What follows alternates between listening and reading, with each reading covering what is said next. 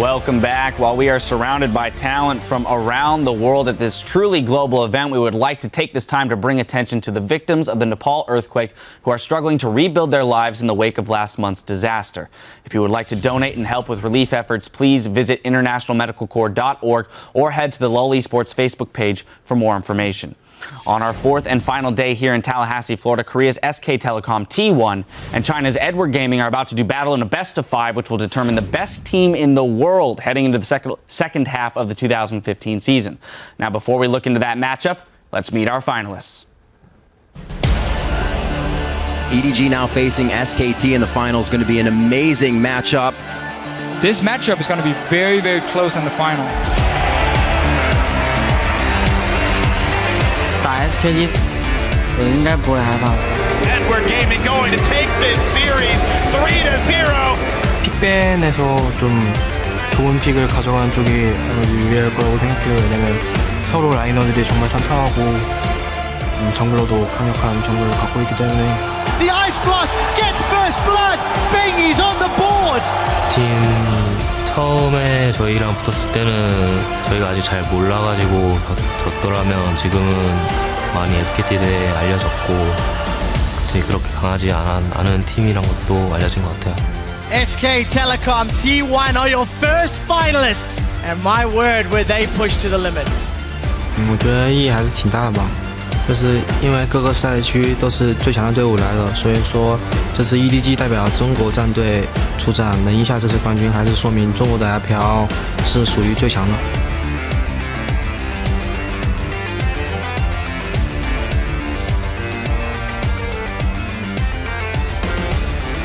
Ladies and gentlemen, your 2015 Mid-Season Invitational finalists, SK Telecom T1 and Edward Gaming.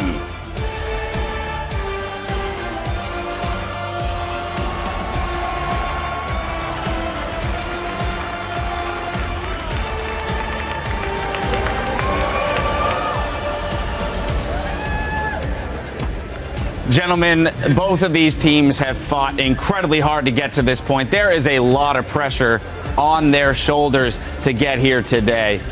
Yeah, you just saw the big breath out of Bengi as well. He was like, had the weight of the world on his shoulders right there. When you have the weight of one of the world's best junglers on the other side pressuring against you, it's a tall task. He's probably up to it today, though. We'll see. But I think everybody feels really composed. At least they make the impression. I think everybody is ready for this match, and I expect a lot of really great League of Legends coming in today. I like what they were talking about, how they think the picks and bans is what it's going to come down to, and they're not shown on stage, but the coaches play a huge part of this. And I think we talked about it backstage yesterday, that Aaron, EDG's coach, has been with Clearlove for a very long time, since his World Elite days. All right, well, let's start on that side of the rift. The LPL's Edward Gaming. Spawn, what's your take so far on this team going into this matchup? Yeah, everyone talks about EDG's carries, but I want to take a look at their support player, Mako. He's got Thresh in 7 out of 8 games, and he had it something ridiculous like 12 games in the LPL as well. Someone needs to take away his champion pool because this guy is so good at setting up exactly what EDG want to do around the map. He is one of their playmakers, and I think people need to recognize that in this series. Yeah, he gets with Clearlove and they just roam around the map forever. And then Deft, the AD carry that he's alongside, had some great performances yesterday in the early game, got a ton of kills for himself, but then his late game positioning was a little questionable. It looked a little sloppy. And during the group stages as well, I want to see this guy step up and carry some games because he's up against Bang, who is no slouch. I think we need to give even more recognition to Clearlove. This guy is a beast. He has played almost every champion possible in the LPL that you can put in the jungle right now. And he's up against Bengi, who's been known for having a very small champions pool. He's only performed on the Rek'Sai and the Nunu exceptionally. Clearlove can also play Nunu to the same level that Bengi can. Interestingly enough, though, yesterday when SKT played Nunu versus Fnatic, the total buff count was 11 red buffs and 11 blue buffs to SKT and only 1 blue and 1 red to Fnatic. So I think that this is going to be a hot pick for this game, if not always banned. Yeah, I definitely think that we have to hit on Benghi's champion pool. It telegraphs how they're going to play the early game. If he gets a Rek'Sai, they're going to try and gank, start a couple of fights. If he gets a Nunu, they try and play the map a little bit more. I think that might be a slight weakness, although I actually think that they play the Nunu extremely well, so it will be a contested pick. Yeah, I definitely think the Nunu is going to be up there, but when you do pick a Nunu, you give away a lot of the pressure, and you kind of make the other jungler as useless as you in terms of pressure. So if he's able to keep Clear Love held down, it'll allow the lanes to thrive because they have really aggressive top laners here. Marin and Koro, that's going to be a heated matchup in that top lane. And whoever gets the edge, as we've been seeing all tournament long, when you get that TP advantage, when a gank comes through and you're missing your flash, there's a ton of pressure in that top lane. So Koro, really big beast up there. And Marin, he fell to some of the pressure of Huni yesterday. And if he's up against Koro today, it's a tall order once again for this team. Continuing on the line there, though, of the jungle pressure, if both junglers are even or that Nunu does go and keep Clear Love down, we've said so many times that EDG's laners across the board are a step up above everybody else. So would that not be a win there for EDG? Yeah, that's why the Nunu is going to be a really strong pick. But at the same time, though, the way that EDG plays relies a lot more on ganking than when SKT plays, with the exception of when they run the Rek'Sai. When they run Rek'Sai, they run rampant just as much as EDG does. And I think it's going to be a huge clash of styles because it all depends as to who has flash. And that has been a development of the tournament, in that these teams punish the second that somebody has no flash instantly. They will adjust their route the second somebody oversteps, uses their flash, go for the kill. Well, now on the flip side of the rift, we do have SKT, who you're seeing on your screens right now. Important to note that EasyHoon will be starting in game 1. Yeah, and I like this because we're talking about the jungle, the top and the bottom lane, and that really isolates mid. And I think in an isolated mid lane, EasyHoon is actually the preferable choice right now because he's that brick wall. You know he's championable. It's a Cassiopeia, it's the Azir, and it's a Vladimir. He likes to farm up. Very low kill participation before 15 minutes, but after that, involved in everything that his team does. So I think they really are looking to isolate Pawn and shut that down. Yeah, I feel like you jokingly say that EasyHoon is the god of agriculture and is just farming away. I think he does that exceptionally well. There's very little trades that he's actually losing. As sad as I am to not see Faker for game 1, I think it's a preferable choice in this match. Yeah. And when we were talking about, and you were saying EDG has an advantage when a Nunu's locked in because of the pressure, I actually disagree. I think that if SKT is able to stop the early game pressure, because that seems to be their weakness, if they make it to the late game, allow EasyHoon to be that positional god that he is in team fights, that's their strength. Because right now, we've been seeing EDG have much better early games than SKT. Yeah, and on the point of pressure, I think we also have to take a step back and look at yesterday.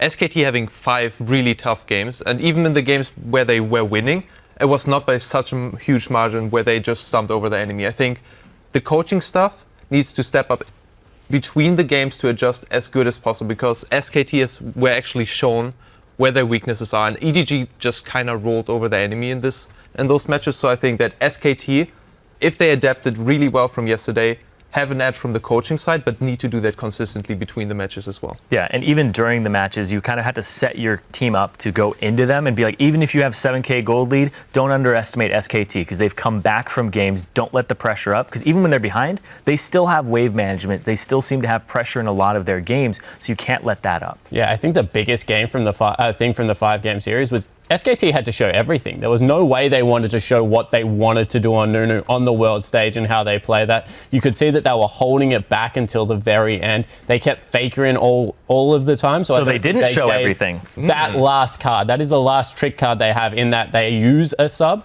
But I think that on the other side of the map, EDG just played outright ruthless aggression early game. We've seen in the LPL final against LGD, when they really were stretched, that there's much more to this team as well. So I think that Aaron does have the benefit of holding a couple of cards closer to his chest. All right, well, all this knowledge laid out on the table. Time to get your predictions. Who's going to walk away MSI champions? Spawn, we're starting with you. Yeah, I think that, as I have been the whole time, EDG will take this one. I think that it is finally time for Korea to fall, and it's only because this is probably the best individual team you could put together at the moment. So if there's a couple Koreans on the team, is Korea really falling, or are they just changing regions? I don't know. Maybe they just had a holiday for a while, went and enjoyed sunny China. Well, no surprise with our first one here. Sheepy, who are you going with? No surprise for EDG there. I'm actually sticking here with SKT. I think they have a really strong performance. I think that they will take this really seriously, and it's always the same. Everybody's struggling, but in the end, Korea comes out ahead and wins, and they have more Koreans on their team as well. From the shows I watch, it's usually a matter of the hybrid or the mixed being that comes out on top, and I think that the hybrid of Korea and China will triumph over the pure breed Korea. So I'm going to go with EDG. Man, I thought pure breed was the classy one, the luxury. I don't know. Yeah, I'm going to have to question the shows. You're watching Crumbs. I watch the same shows, Crumbs. I'm on. Yeah. All right. Well, I go SKT on this one. I've watched the last 2 World Championships, and I've seen China fall to Korea, so that's where I'm throwing in my hat here. All right, well, there you have it. The desk is split. So to break the tie, let's check out the vote on lolesports.com. And right now, the fans are giving it to SKT with 77% of the vote. So taking a lesson from Monty, going with the Koreans, watching those past 2 worlds. Not watching the shows. Not watching the shows that Crumbs watch. I mean, it seems like all of the information points in SKT's direction. I don't know. As we send it up to our guys in the caster booth for Game 1, we're going to take a look at China's LPL and why Def stands out amongst such a very talented pool of carries.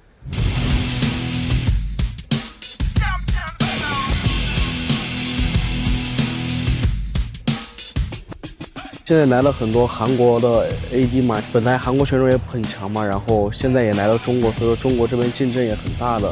第一次和他交手的时候，感觉没什么的，这个人感觉就那样。这种类型选手在打比赛中失误非常少。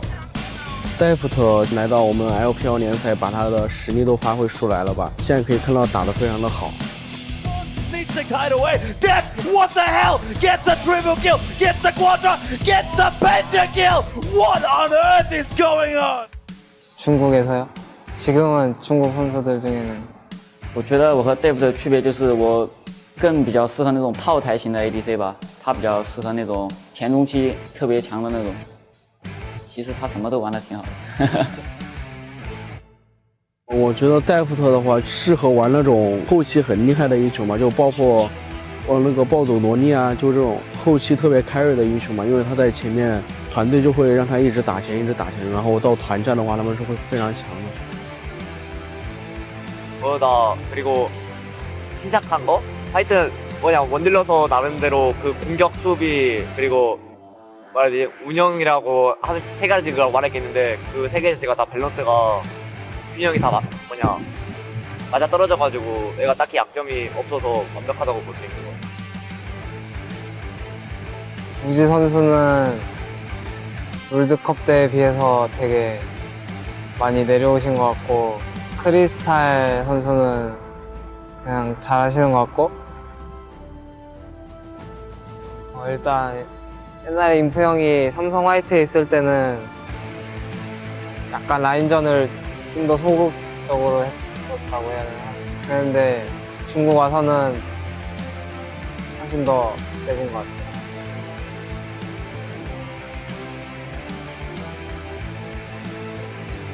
LPL에서 제일 잘하는 원딜러는 저인 것 같아요.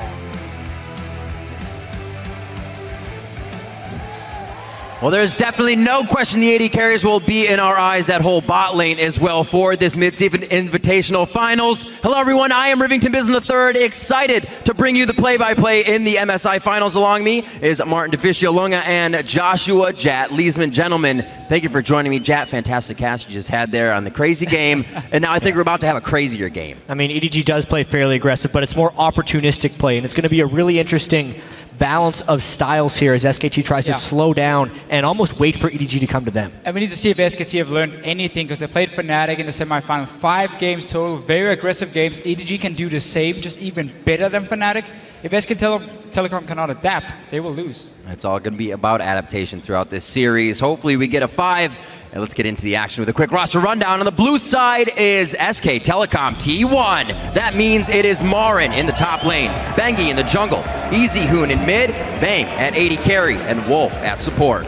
Yeah, and on the red side we have Edward Gaming, of course, Koro in the top lane, Clearlove in the jungle, Pawn in the mid lane, Def the AD carry, Mako is the support, and Coach Aaron, who's been there for so long. And he's the only one wearing the Team China jacket in that entire picture, so...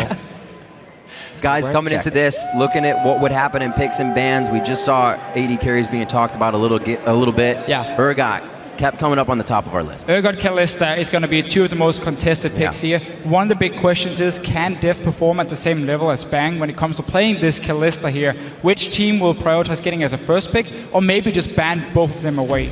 And there's actually a ton of different directions these teams can go in picks and bans. Based on some things that Clearlove has said about Bengi, this is one of the scenarios they are targeting Bengi as a jungler because they think he is the weakness point that they can attack, especially because he's only shown success on those two banned champions now. Yeah, whenever these two have been banned, he's gone for something like Gragas, and we haven't really seen the same impact from him. Clearlove, he's shown multiple junglers beforehand. Sejuani has been a big pick for him. SK Telecom has to expect that coming in from Edward Gaming, and that gives them a very, very strong team fight, which we know they love to play around.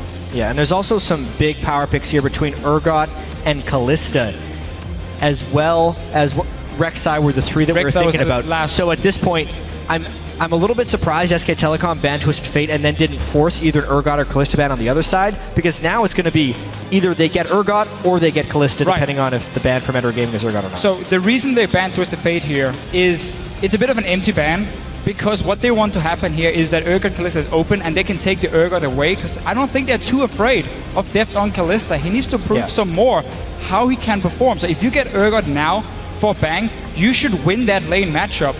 Whoa. That would be very different though. That is Clearlove really would different. take Of course they're going to Sejuani take anyway. Urgot now. Clearlove would prefer Sejuani over Gragas. He's never been a big Gragas player. And it means they can lock down the Thresh. This Mako is has played so big Thresh. for gaming. Mako has played Thresh 7 of the 8 games, and he's such a playmaker. It also works extremely well with the way Edward Gaming is playing here, because they're opportunistic with the tendency to go too far some of the time. When you put Mako on a support like Thresh, the Lantern can get them out of so many precarious situations. And this early draft phase looks incredibly favorable for Edward Gaming. They will be giving up Kalista, though, to SKT. Yeah, so clearly SK Telecom is happy enough taking that bot lane matchup for themselves, but I still think this Gragas is not necessarily needed as a first pick because of what Clearlove likes to play. It does, however, mean you also get your first top lane pick, and this is going to be a big deal because both these top laners also share somewhat the same champion pool. Maokai has been a big one for EDG. That's taken away by Marin. But we did mention how it is extremely difficult to approach this pick and ban phase because the two picks that SKT just locked in, they're going to have Bang on Kalista, which is undefeated in competitive history, 7-0, and Marin on Maokai, who is now 15-1 with it in competitive play. It's not like SKT is getting denied anything. It's just these teams are sharing their champion pools. And that is the crazy thing about the current meta, where there's so many viable champions in each role. As long as you have a team that can master close to every single one of them, you can have these pick and ban phase where suddenly you start banning away things like Twisted Fate, Alistar, start banning junglers, and there's still so many good picks open for both teams. Another one is going to be the mid lane matchup here. Cassiopeia and Azir are both open. They were banned last time by EDG against EasyHoon, but now we've seen they can also play them. Can they play it at the same level though as the Hoon in the mid lane?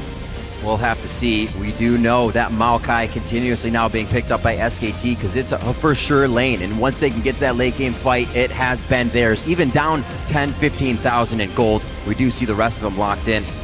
And it is going to be now the counter for Pawn in the mid lane. His LeBlanc and TF were taken away. Yeah, so obviously the Annie Kalista is going to be an incredibly strong dual lane. I expect a ton of action in that bottom lane, especially since they've opted to go with EasyHoon in the mid lane, who typically doesn't receive as much gank assistance. Pawn gets the last pick to go against Cassio here, though. And we can really see what SKT have been Did you learn Orianna? doing. Jad, I know you're live. I've been so excited about Orianna here. Let's wait and see what he does. Yes! There you go. I've been talking, Official can attest to this, all week about whether or not Orianna will be seen at the Midseason Invitational, because it is, in my opinion, such a great enabler, especially in tank teams that can put shields on the guys that are stacking resistances, which is what's happening here. Pawn also played Orianna back in 2014. He just hasn't played it at all this year, even in the playoffs where Godby was crushing some games on it against EDG, and now he brings it out. But here's the problem with this pick here, also with the jungle pick for Clearlove, is your 2v2 mid lane between Orianna and Sejuani. It is not very strong. Your two ultis are very easy to flash out of in terms of skirmish fighting. The Cassiopeia Gragas combo is going to be a lot stronger for SK Telecom, and they play so much around this mid lane control because that leads into pink wards in the river, which leads into these dragons they always play around in the early game. So this is going to be very risky for Edward Gaming in terms of the mid lane matchup. Well, we do know EDG prides themselves with a +5 in the category of fight mechanics, so maybe they can round up that Glacial Prison and the Orianna Shockwave to come in big. Jack, as you were looking at kind of the Oriannas, you found out that most of the teams that placed second were really playing the Orianna, not able to get to the first to be the champions of their region. See if Pong can change that. Let's hope it's not a curse to play Orianna all the way to second place, but they're bringing it out in the finals here. Right. This is going to be awesome. All right, let us know who you think is going to win the Midseason Invitational. Tweet at LOL Esports and use the hashtag SKTWin or EDGWin. We'll see how you are calling this series once we are on the Rift and we are about to see what these teams have for each other. EDG has consistently made early game moves towards the bot lane, seeing if there's an opening there. They've also tried to adapt early game very quick to put themselves on the board first. SKT, we have seen, has fallen behind without having an aggressive early game. Well, if you look at SK Telecom and back in Korea and LCK, there's only really been one team who played this aggressive style of Fnatic and EDG and AHQ. That was the KT Rolster. They didn't even make playoffs. So SKT didn't really get too much practice against the style. Now they've had this entire tournament to adapt. They could go back, rewatch the semifinal, and that's where they need to show now. They've learned from it, and they can play more reactive to what EDG is doing. And historically, even going back to the Season 3 World Championship, SKT has been really good at adapting mid-tournament to things that have been happening against them. And obviously the 5 games they played against Fnatic, with the last one being the most successful for SKT, means they're going to have something planned to try and deal with these high-pressure early and mid-game teams. It was very clear they learned for that last game, because it was more about counter ganking, what Fnatic were trying to do, and keep defensive wards. And then you just had Bengi try and shut down Rainover in the jungle to stop this early pressure from coming. Very standard start here. Marn is gonna set up the camp at the Raptor for himself. And let's just quickly talk about the lane matchups. Because what SK Telecom decided to do by giving this Urgot was say, EDG, if you pick Urgot here, you have to go bottom lane, because Urgot is not a strong AD carry in the lane swap. So we pick Kalista Annie, which is one of the strongest 2v2 kill lanes possible, and we take that fight because we know you're going to be on the bottom side. We know we can win it, maybe with a gank, and transition that into a dragon. Meanwhile, also, because Sejuani is locked in for EDG, Cleanse has been taken for Easy Hoon, and that's not going to help him in the one-on-one matchup against an Orianna. We'll see what Easy Hoon can do. Definitely was able to get first blood onto Kuro with that Cassiopeia in the mid lane towards their finals. We'll see if he can go as aggressive on it once again. He had Ignite that time. This time he's running the cleanse, so we may see it be a little bit safer. We do get the duo matchup though. Junglers are in the bottoms. They should be heading towards the top side, so maybe a little time before we get some intervention from them. And something we've seen a ton of in this event specifically is the junglers actually starting a buff instead of starting at a grub. But this bottom lane is going to be incredibly aggressive early. Bang and Wolf want to hit level 2 first. Yeah, typically when we see their bottom lanes help out the jungler on the buff, it's when they want to set him up for very healthy, very early gank on the opposite side of the map. So you can see Bang, he's already rushed straight to the blue buff. He's close to full HP once he's played it out and has the potion ticking.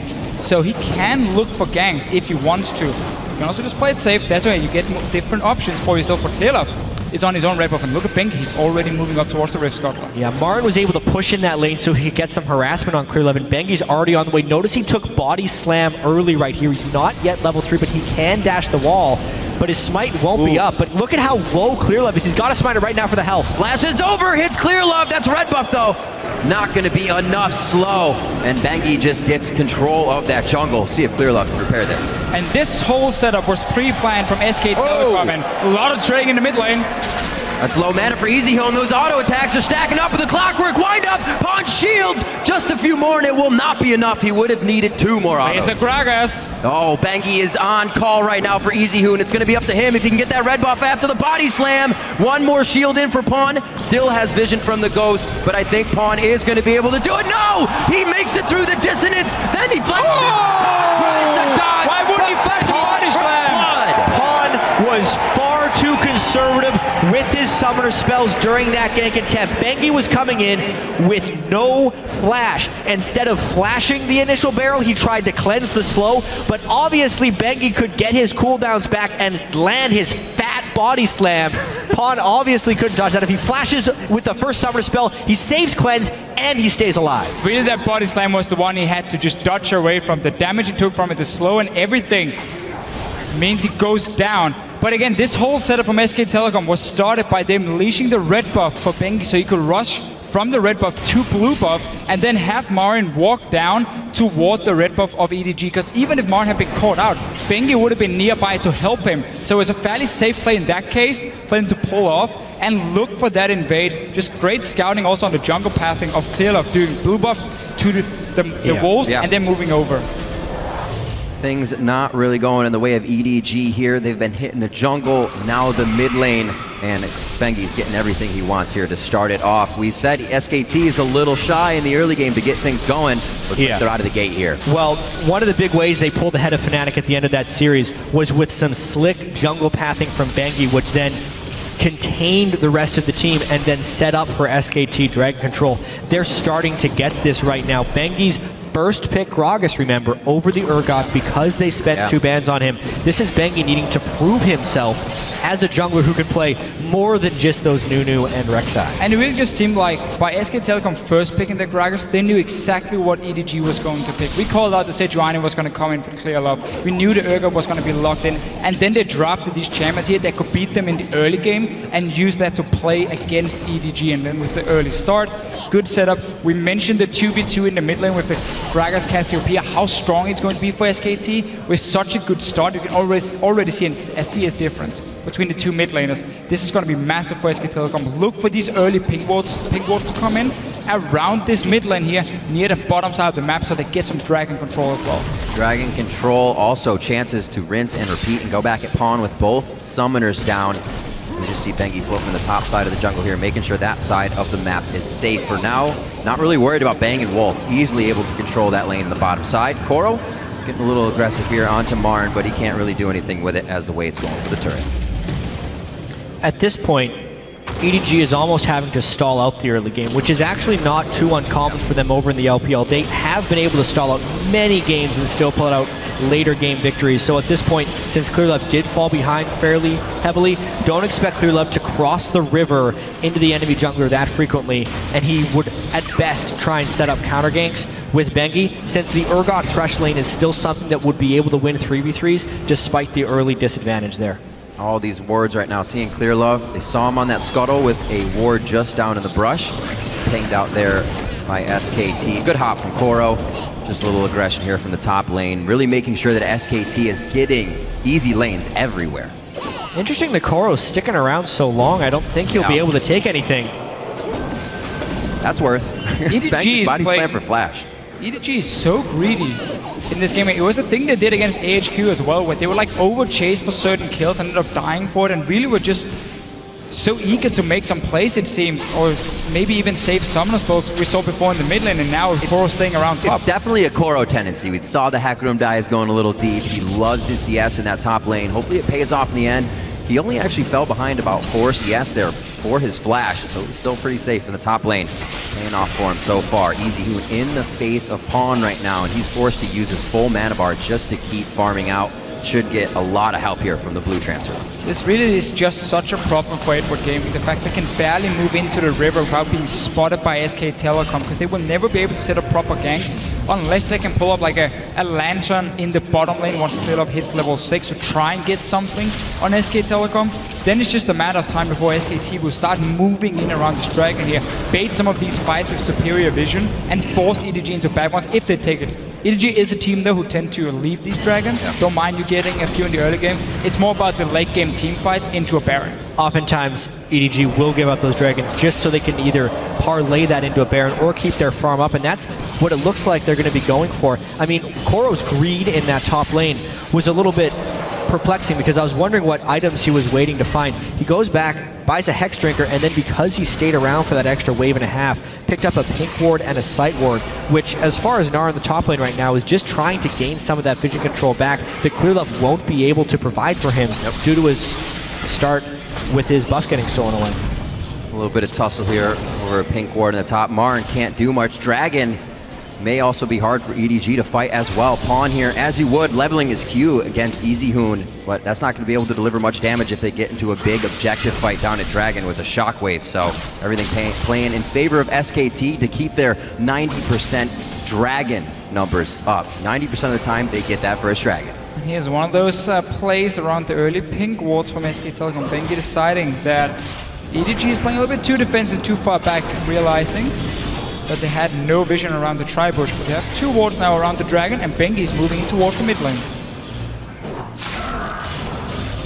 Very safe play from Pawn so far. Look for that lantern play from We could see a Mako. couple of different ganks here at the same time. Oh. All right. A little bit of a help there for Pawn to get out. That's why Pawn needed to bring the cleanse and flash. Because of the threat of the flash body slam, he had to cleanse it immediately, flash before the ultimate could come through. But 1 summoner from the jungler for 2 summoners from Pawn should continue that mid lane so EasyHoon can continue to farm. I really like what SKT is doing here with ganking the mid lane again and again. Not something that Bengi and EasyHoon have been known for as a duo, but it's definitely beneficial here. Oh, a little bit of love here in the bottom lane. The swap onto Bang. Deft is in a great position to stop him from getting to the turret. Wolf needs to run away right now, and he does so. But EDG make moves in that bottom lane to get Deft Party going. in the bot lane. We talked about how they could set up a gank here, lane gank from Sejuani, then lantern from the Thresh. It's hard to do anything against it. And you saw it also flash and swap the Kalista after she'd already pulled in Annie with the ulti, just to keep them in place, force every single defensive summoner, get the kill they need. Meanwhile, top lane, Koro with this early Hex Drinker, putting a lot of pressure on Marin. I mean, that's another reason he wanted the ward control, and he greeted for that extra CS. Koro knows exactly when to push his advantages.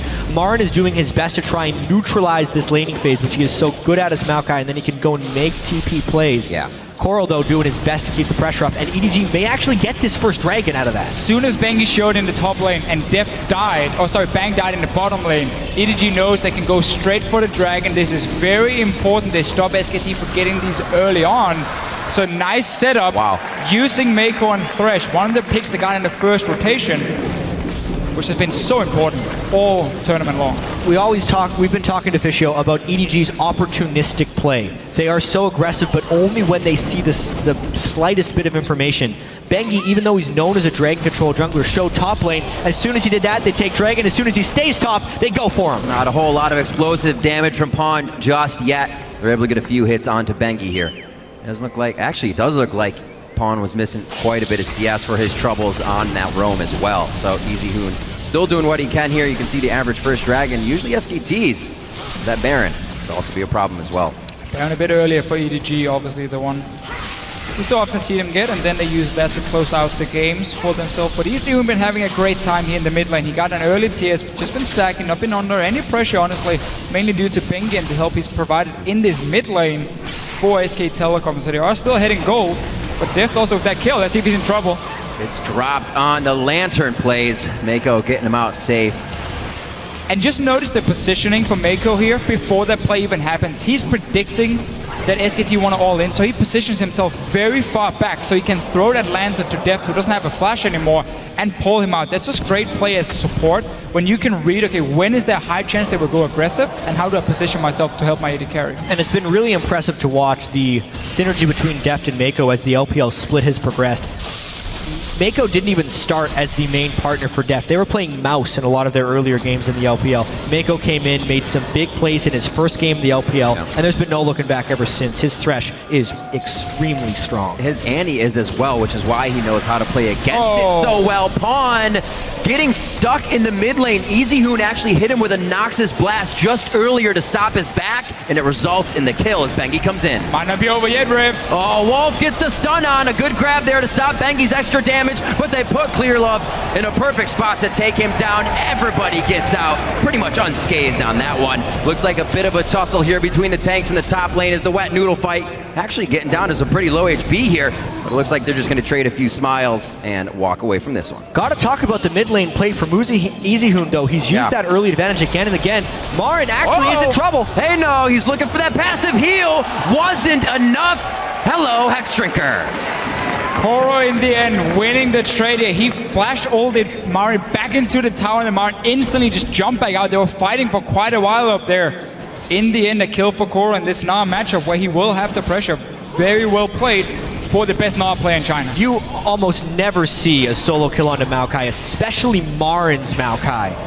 Unbelievable that Koro was able to take him down there. And then the same thing, you don't see Pawn giving up solo kills to EasyHoon, but this EasyHoon is almost like a man reborn when he came out in the finals of the LCK. He got multiple solo kills against the GE Tigers in that final series, and even though he did have a nice start from Bengi here, his ability to take that advantage, not passive farm it, but turn it aggressive. It's like a newer, upgraded version of Faker.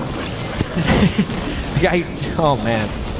You're gonna get a lot of hate from that. See what EasyHoon can do. I love how these guys are still going aggressive in the mid lane, though, with these passive summoner spells. EasyHoon looks to make a little bit more trouble for Clear Love here as he heads towards the red. Actually, they're just going to go for this pink that was placed some time ago. EasyHoon keeping that in mind. And it's just so fun to see how both teams are reacting to each other. After that play happened in the bottom lane where Def was saved by the lantern, he took a lot of damage. Yeah. SKT knew, okay, now we can play aggressive in another lane because we can roam before they can on the bottom side. That's why they went for the dive, got the kill safely. Bengi is waiting in the bush here. How long is he gonna wait? He's going in now. He's waiting for some more support. Wolf is coming as well.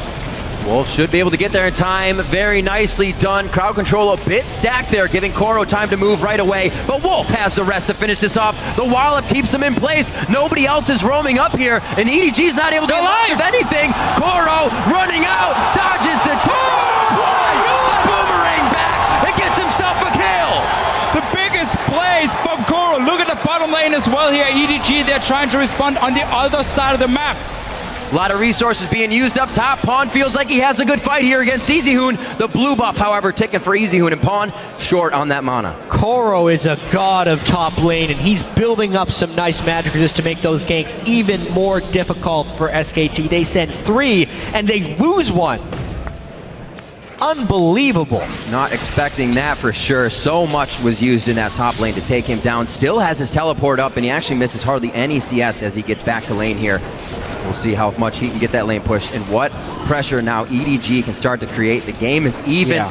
First dragon is theirs with the next one a minute away. When that gank happened in the top lane, Koro was actually waiting on his Gnar ultimate. It was down at the beginning of this, and he just gets enough CC, jumps away the instant Bengi goes down. The flash is already burned beforehand, and then he gets knocked back, but it doesn't end there, Deficio. So Wolf coming in here. Remember, Koro has so much magic resist, and all the damage here is magic-based onto him. So in the end, also with the ulti, he stays alive, and now he's just keeping the distance. Wolf will use Tippers, just missing. And flash. And he gets the boomerang. Wolf just had a terrible day right there, walking into the turret, because he was hoping Marin was a little bit ahead thanks to the Gnar ultimate. It wasn't. Wolf didn't want to wait a second because he was barely thinking he was in range for the flash Tippers, so he ended up taking the turret aggro, and it just cost him his life. Ooh. Quick cleanses today. Super quick cleanse on that one. Mako thought he was going to be pulling himself in a snake, and EasyHoon slithered away. We'll see what they got on this one. A little bit more action towards the bottom lane, gentlemen. Yeah, SKT have set up all the wards we normally see from around the river. EDG, there is teleport for them and not for Marin in this top lane, so they can start it and get a 5 versus 4. EDG has the TP advantage, and one of the flaws of SKT this tournament has them been fighting over dragons when they aren't actually prepared to do so. Koro could get his teleport interrupted, and they're getting Mako. What a choke point for Wolf to mark his territory with Tibbers. Get in there very nicely. Looks like they're going to be all right on this one. And they get out. Dragon could be theirs for the second one. Depth coming up from the bottom side with Clear Love now, and actually they will reposition. Vision is still there for SKT. Keep in mind, EDG still has that teleport here. Marin just not up yet. They're waiting around. Oh, Wolf is so low at this point. Koro has been engaged in a fight with Marin. Marin was pushed back behind his turret, and Koro would be Mega Gnar in a second, so they had to respect the teleport from Koro despite the catch. That advantage and the bullying in that top lane created the dragon opportunity. So 2 dragons now for EDG. SKT got the mid tower in response. They decided to back away after the first engage. Just take a tower, get some global gold. Yes, you get a dragon, but at least we get something else on the map. But this matchup in top lane, with Koro being such a bully to Marin, that's going to mean this top tower, if he keeps sitting in the one-on-one, will go down, and there's nothing SKT can really do to stop him. And also, if you look at the lineup for SK Telecom, Bang is obviously the only one doing physical damage. So early on for Koro, he can go for Hexring, he can go for Spectral Cowl very early, gets so much MR, that even in the 2v1s, even the 1v3, 3v1s, he can tank up a lot of damage, and it's only Bang who can really take him down. as long as he keeps stacking some MR here in the mid game. Yeah, we talked about Marin being 15-1 in pro play on Maokai. Well, Koro try 18-1 on Gnar. Isn't that a fantastic thing, though? These guys win a lot of games, and now somebody does have to lose. Right now, Koro is winning the top lane. It's going to be a sad day for someone, but we'll still have at least 2 more games depending on how they go in this best of 5 series. 29,000 to just about 28,000, and you can see the goal differences here as we approach 20 minutes. And as EDG got the bot lane tower a few minutes ago when we had that trade in the top lane, they can now swap Deft and Mako up here. Marin already being pushed back, and he's gonna have to go back to base if he doesn't die. The cavalry is coming through the top lane here for EDG as well. This could be where they dive a little too far. They're on to Marin, but that's gonna be Koro going down. Do they know to back up now? No, Clearlove rather says we're going in with a Glacial Prison. Now onto Marin once again, but somehow he stays alive again. And now they're back onto Mako. 6-4 in a dive EDG did not want. Marin always making sure to weave in his auto attacks. Here comes the Hoon. Oh, puts up the box. Bengi's gonna fly right through the wall, pick himself up another one. 3-0-3 on that Gragas pick. And this right here was how SKT beat Fnatic in Game 5. They read what was about to happen, their aggressive move coming in, and they counter-ganked it instantly. You saw them move from the base, so once the dive happened, Bang was there, the rest of SKT joined in, they turned it around, they get the kills instead. And it was a beautiful read too, because Koro had been bullying that lane for a while. The Dragon was down, the bottom turret was down. Yeah. That was the natural progression for a smart team to go, was EDG running top lane. SKT also hung back a little bit right there.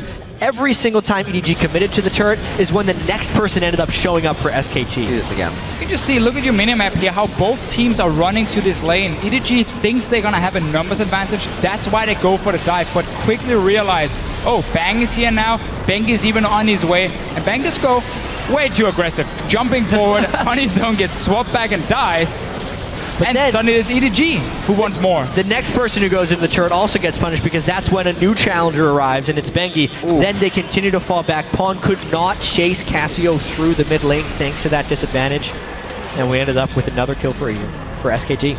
We're back though in this one-on-one with Koro and Marin. They keep trading. Koro keep winning out on the trades. Bengi is around though. We see a lot of wards have been swapped to this top side because both teams were fighting just before. Bengi will be spotted as well, but the rest of EDG is still around. Bang should be able to get a bot lane tower here because Deft is moving away. So as long as SK Telecom can keep defending these outer turrets, they will create a bigger goal lead. It's like these top laners are going to be mad at their AD carries. They're saying, guys, we're getting all this action, and we're farming better than you. Look at these guys, 198, just about even on Koro's side with all that action in the top lane. Still focusing throughout the chaos up there and still being able to provide for their teams. Still more focused towards this top side. We know EDG's prerequisite to winning a game is having to take that Baron first. Yeah, and also with EDG moving top side, it exactly is for that Baron. Even a kill on Marin, he's all alone. All right, so 5v1 is probably going to go in favor of EDG on that time. Let's see how SKT can control this. But honestly, he should have expected this. There's just been so many members around. They haven't seen Deft on the map for a long time. EDG moved there to either take top tower or maybe start an early Baron in case Bang had stayed bottom lane to take tower here. Now it seems like SKT will be able to get something in return because EDG is just backing away, back to their own turrets here. Every time you send 5 people to one lane, 20 minutes into the game, you're giving up something. This is mainly a turret trade, and I do think, Deficio, it's more about the Baron control when the next Dragon comes up, so there are split points of focus, since mainly EDG has given up a lot of gold in those ganks, and there's a really big power spike there from EasyHoon on Cassiopeia. That's a good initiation. Oh, looking at Mako. Wolf still on the front line with his Tibbers, making sure Tibbers is taking those skill shots as they try to get around EDG. They exit towards the top side of the map where Koro will already be taking down that top turret. So no real pressure here for SKT to get back in and fight. They're going to pressure mid. But all SKT wanted to do was push EDG away from the mid lane and down into the river so they could start pushing up the lanes further, have at least some threat on the tier 2 tower in the mid lane. So EDG stays alive. They end up trading outer turrets for themselves here. But both teams, very early on, starting to group up. This is going to be so much about these big team fights. Yep. And both teams are going to be very tanky. If you look at the jungler and the top laner, difference is going to be, of course, AD carry-wise. Bang is there to try and dance around, get some damage in, where Urgot is just going to stand in the middle and take everything. And I think another big difference is going to be how the fights start, because we have seen a lot of games, especially in the LPL finals, where big game-breaking team fights happen just off of killing a ward. SKT as well has made a tremendous amount of success off of finding picks. Wolf with the distortion boots on Annie. We saw him attempting to do it in the mid lane, but he went a little early before the rest of his team was able to support him. Would be one of the big catalysts. So many people capable of making big-time picks on that SKT team. Yeah, even for both teams, honestly. Sejuani on the side of EDG, flash ulti from Deft can start fights. Mako has been landing hooks left and right. We should see Righteous Glory being completed soon for Marin as well, so he adds some more mobility. He likes to delay, to sit on the catalyst and get some tanky stats first, because he also has other ways of engaging through his support in this situation here.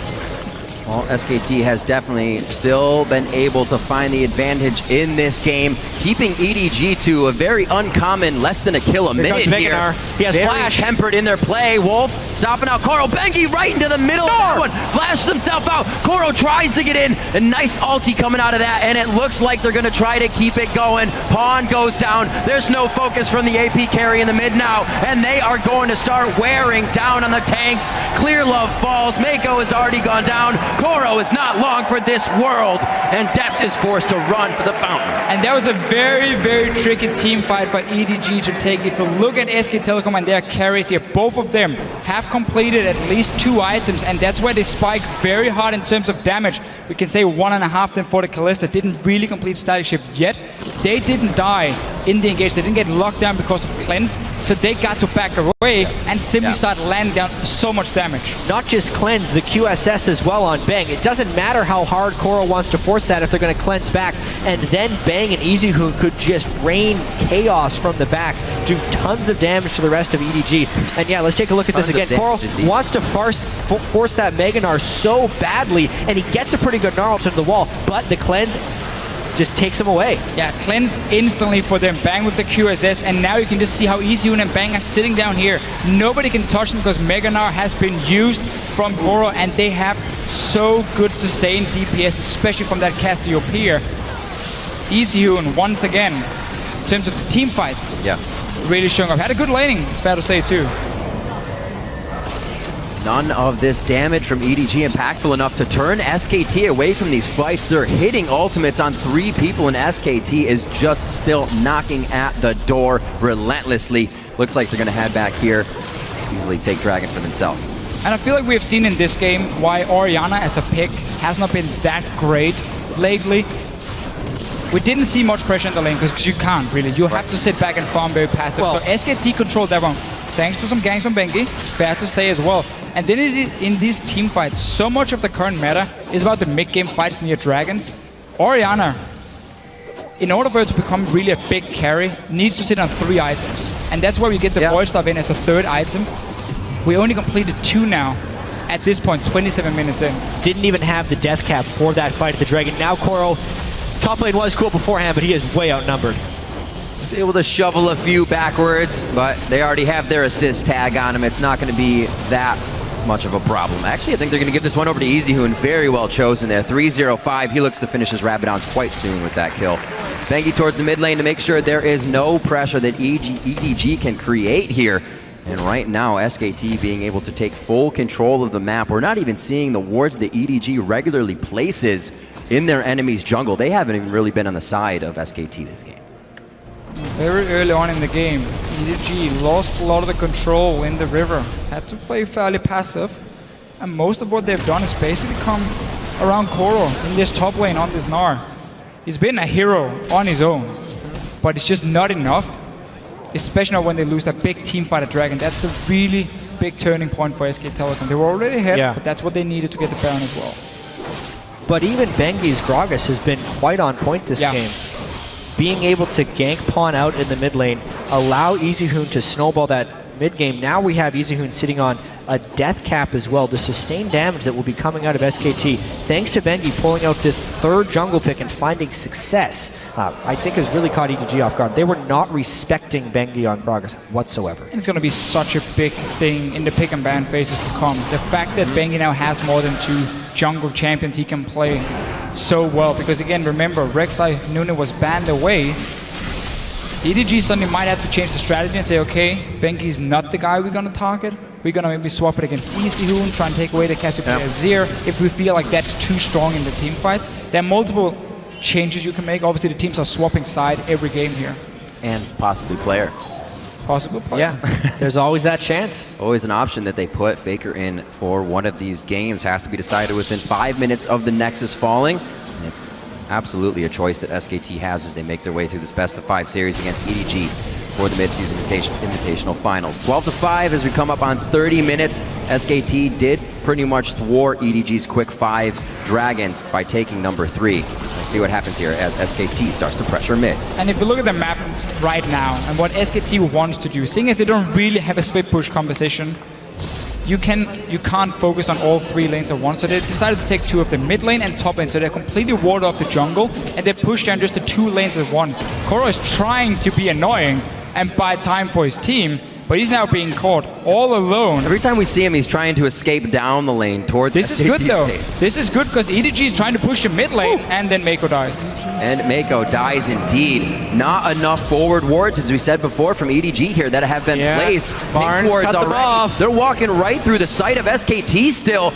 and now they're going to get routed out from Marn, as you said, Jack. Clearlove's forced to fight him. Deft and Pawn are trying to figure out where they can put their DPS, and Deft actually has to fight Marin now. There's the shockwave. It only hits Bengi, but there's no damage coming out of EDG right now, and they are still forced to turn around, finally wearing down Bengi. EasyHoon in a good spot now to take down Deft as he gives himself the resistances from the position reverser.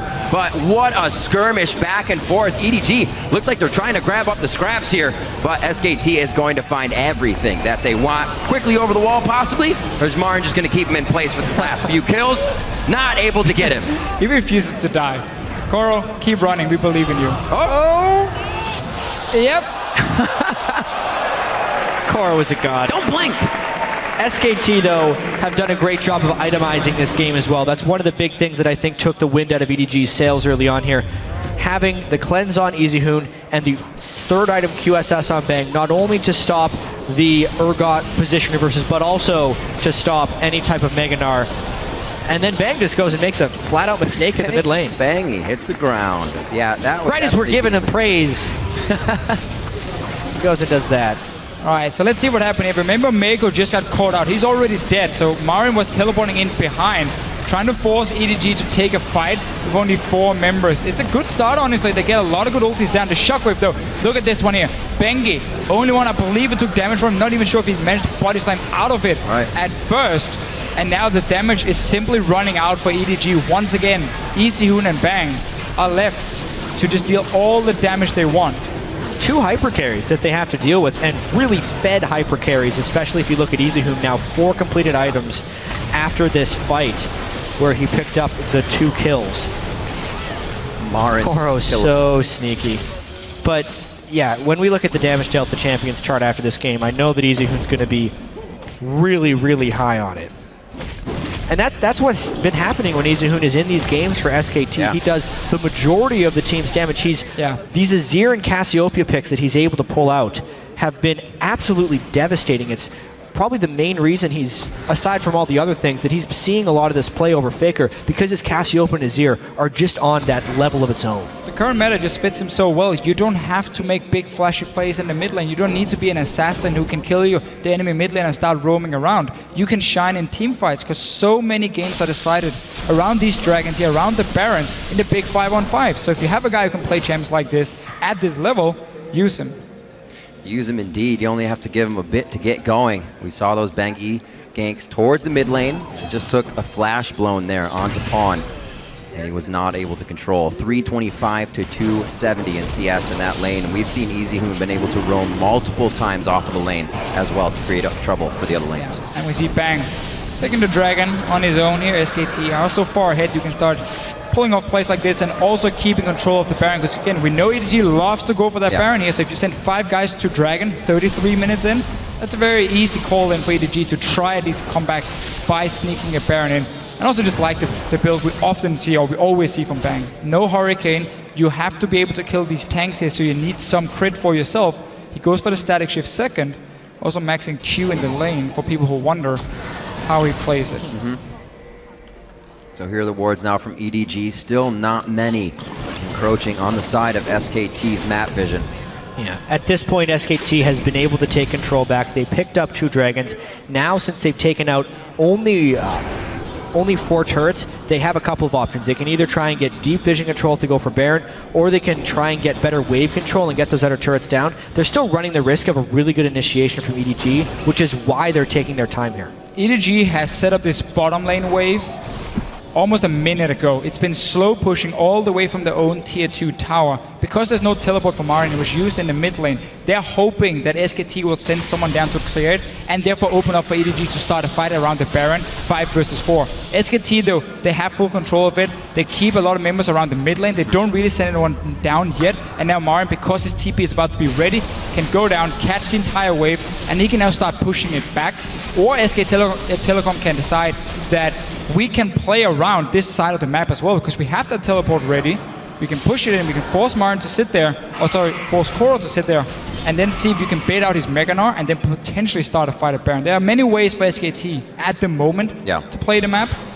Works out very nicely that Marin's teleport is just coming up as he gets the brunt of that bottom wave cleared out, so it'll push back in their favor.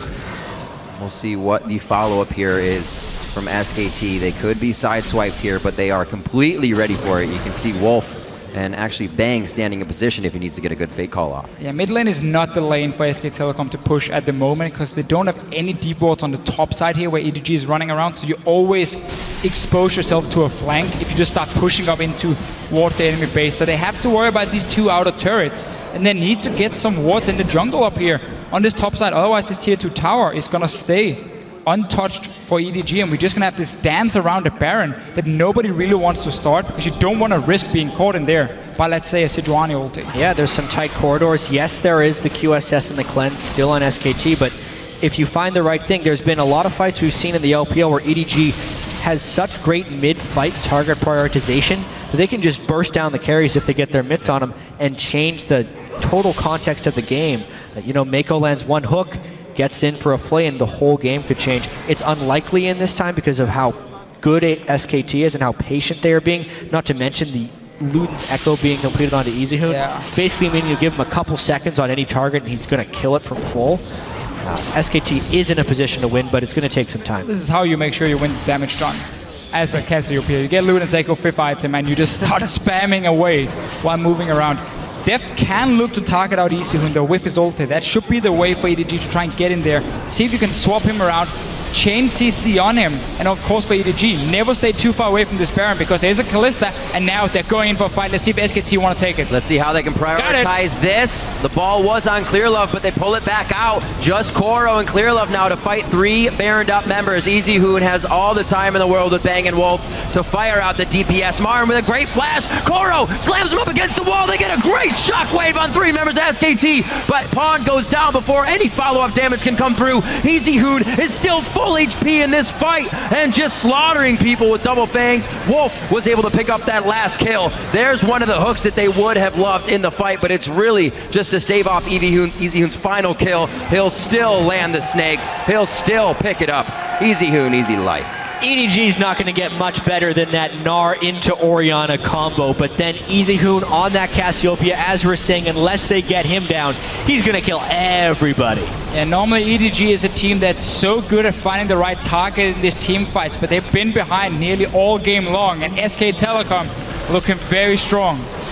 Looking at 38 minutes and already on the Nexus turrets. Mako and Clearlove, pretty big guys, but I don't know if they're big enough or if SKT even cares that they're standing toe-to-toe with them right now. They are going to finish off the Nexus turrets, and it looks like they're going for a few more kills on the stats, along with the Nexus. Game 1 of the finals goes to SKT over EDG.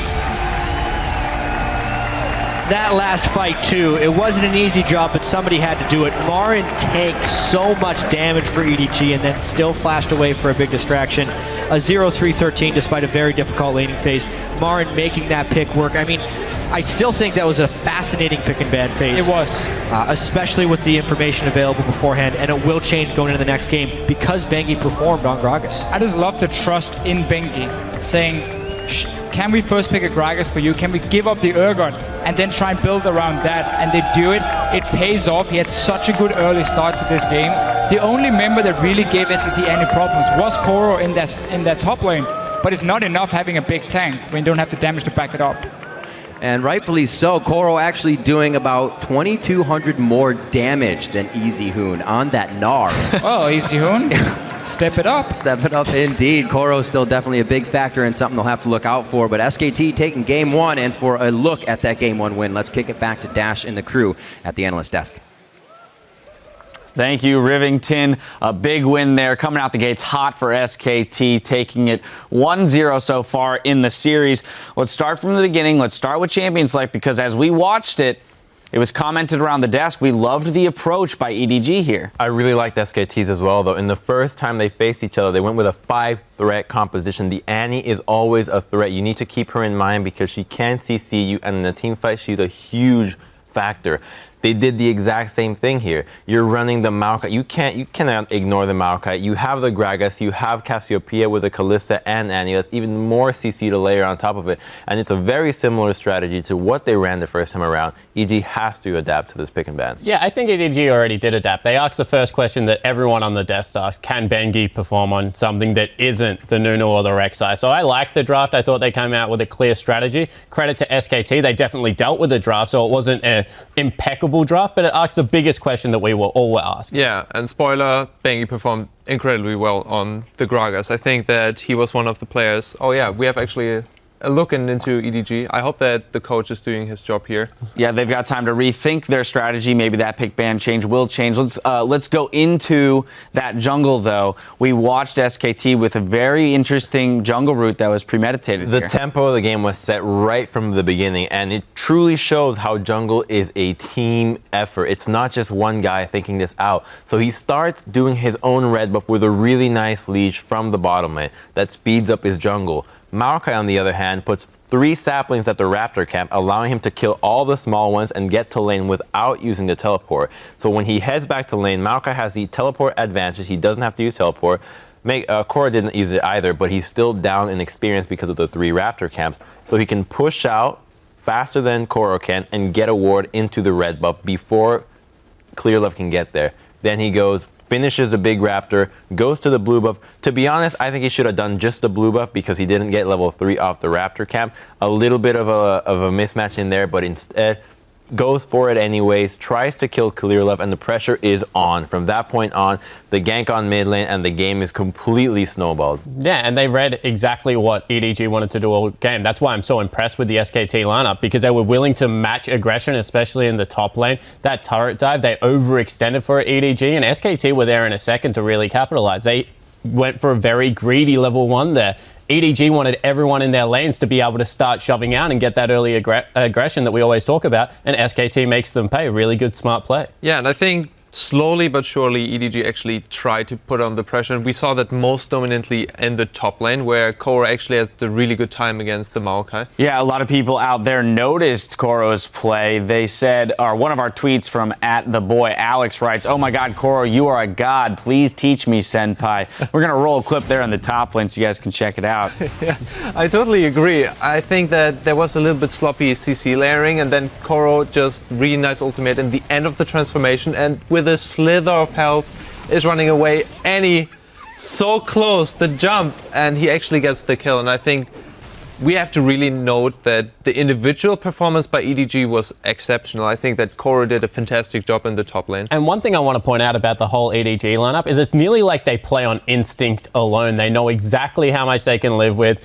And that's why SKT, an analytical play, is coming out a little bit ahead, you see, in game 1. But if the game deteriorates at all, you expect those instincts to start playing a bigger role. Yeah, I think that, just to touch on the early jungle point, I think that was really smart setup by SKT, and that was not something that comes from instinct.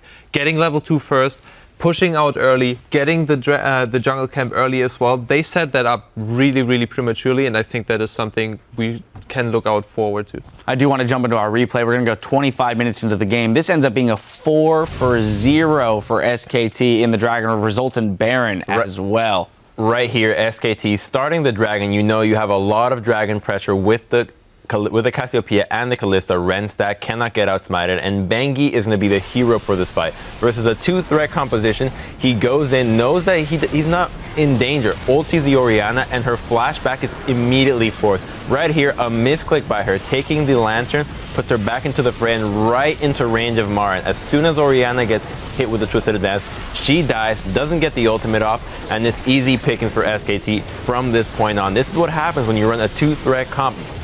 Gnar does not deal enough damage to be a carry. Same goes with the Sejuani. You need the Orianna to stay alive, and Urgot isn't really a hyper carry. He's more of a, poke them out here and there and CC them. So perfectly played team fight by SKT in that point. Yeah, I think that at that point in the game, they don't do enough damage. If they had given that up, they had the first 2 dragons. Why are you fighting against a mid-game Cassiopeia Kalista?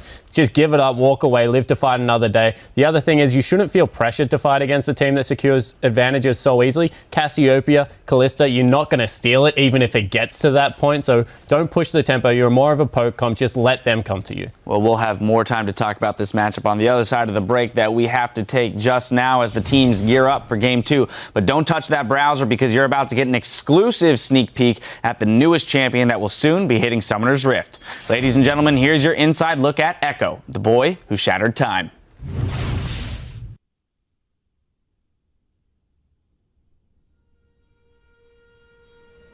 People waste a lot of time. Then they wish for more. They want more hours in their days, more days in their years, more years in their lives. Because if they had all that extra time, they could fix any mistake. I don't need hours or days or years. I only need seconds.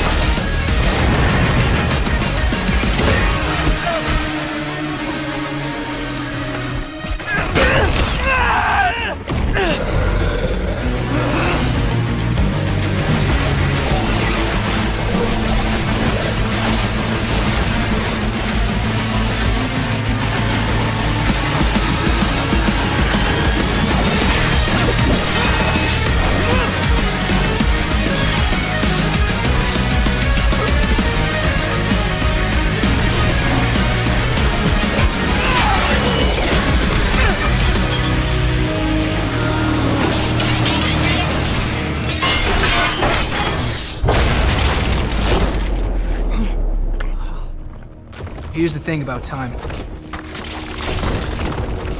If you can't make the most out of any given moment, then you don't deserve a single extra second.